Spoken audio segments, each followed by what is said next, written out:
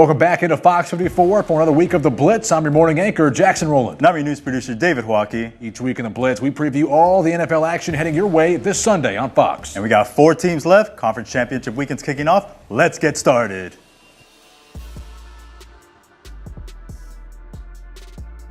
All right, first up on Sunday, the 3 o'clock game. It is Patriots-Broncos. This is going to be an exciting championship game, but the Broncos are missing their leader, Dave. Yes, Bo Nix out last minute in overtime.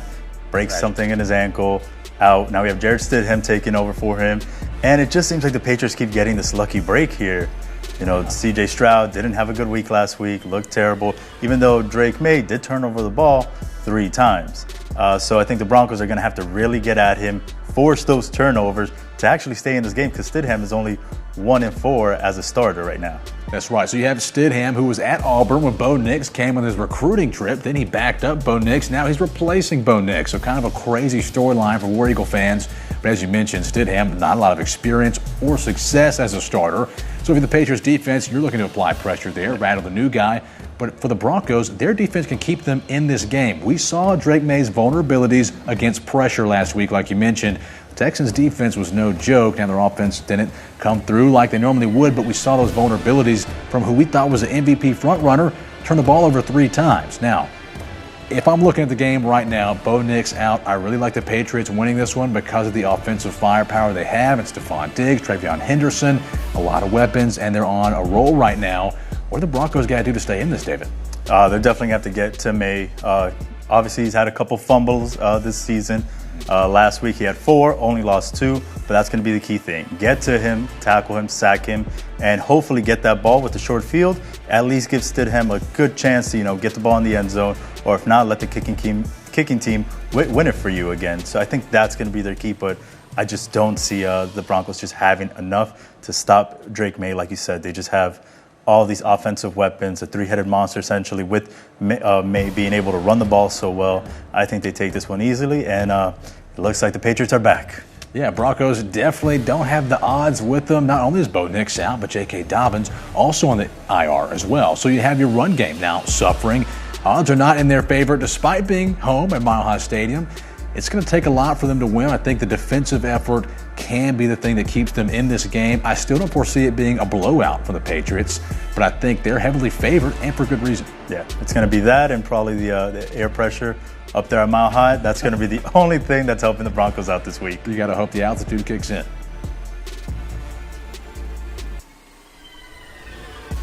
All right, now it's time to jump over to the NFC, where we have the Seattle Seahawks versus the Los Angeles Rams. Game you can catch right here on Fox 54. Jackson, where are you leaning on this one? Well, this is the game I am the most excited about. I said off air, I think the winner of this game ends up winning the Super Bowl. The NFC has been so strong. These 2 teams prove that. We're talking about 2 of the most high-powered offenses right now, 2 of the best quarterbacks, you could say, and Sam Darnold against Matthew Stafford. If you're just looking at the numbers, both well over 4,000 passing yards. I think around 43 for Sam Darnold, 47 for Stafford.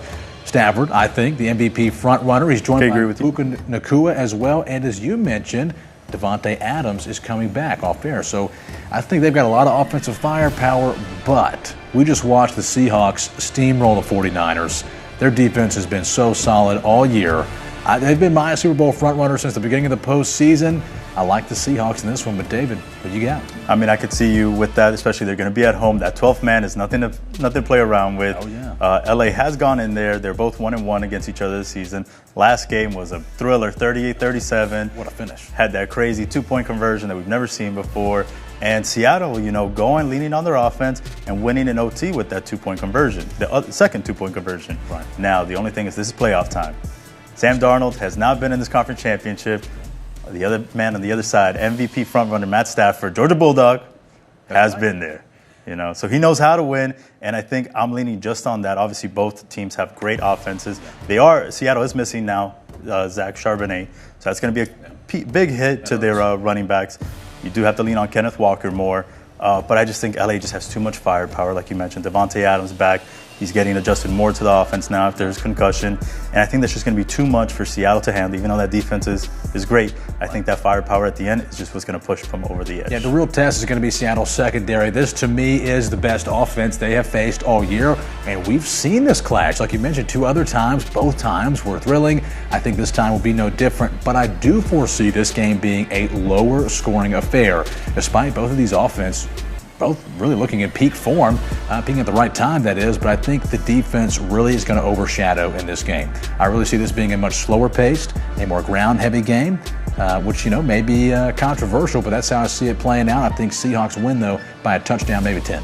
Ooh, okay, that's a lot. I'm going to say we're going to see a lot more of what we did last week, Rams, Bears, where that Bears defense also pretty stout, kept them in the game, but I think, again, that experience that Matt Stafford brings to it, to the table, it's just going to be too much for Seattle. And I think the ball gets into his hands with 2 minutes to go. He'll run the clock down, get the team where it needs to be, field goal, kicks them right into the Super Bowl. Yeah, the Seahawks can, I think, limit the run game and force Stafford to be more one-dimensional. I think Sean McVay is going to have a challenge keeping up with that, although if anybody can do it, it is him. But I like the Seahawks. All right, so that means you got Patriots, Seahawks, Super Bowl. I got Rams, Patriots. Got to see who's right now. That's right. You can do so watching this game right here on Fox 54. Well, thanks for watching another week of the Blitz here on Fox 54. We're breaking down all the NFL playoff action heading your way this Sunday. You got only 2 more games to go, and then it's Super Bowl Sunday. I've been your news producer, David Joaqui. I'm your morning anchor, Jackson Rowland. We'll see you next week on the Blitz.